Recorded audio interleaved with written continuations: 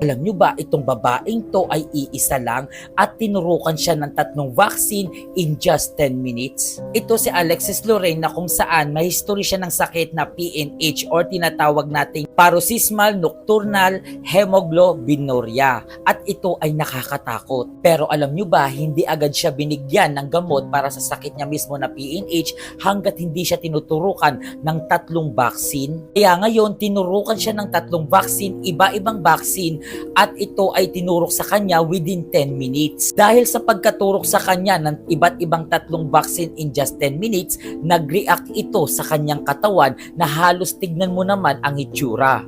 At dahil nga sa pangyayaring ito, viral ngayon sa iba't ibang social media platform si Alexis Lorraine na kung saan isa siyang 23 years old na taga California at sa California din siya ginagamot, pero ito ang nangyari sa kanya. Nilalabanan niya ngayon ang kanyang buhay. Paano ba naman hindi manganganib ang buhay mo kung 3 vaccine na iba't ibang vaccine ang itinurok sa'yo in just 10 minutes? At ayon nga sa update, hindi siya mailipat ng ibang hospital kasi kailangan niya ng medic aid kasi nga ito ay delikado na ang kanyang buhay. At dahil nga sa pag-react sa kanyang katawan, alam nyo ba na temporary blind na siya ngayon at nahihirapan na rin siyang maglakad. At sumasakit na ang kanyang katawan at parang hindi niya na kaya, pero nilalabanan niya para lang mabuhay. Nakakatakot naman kasi talaga na 3 vaccine, iba't ibang vaccine ang itinurok sa iyo in just 10 minutes. Sa tingin mo, anong magiging reaction mo sa katawan mo yun, di ba? So hanggang dito na lang, paalam.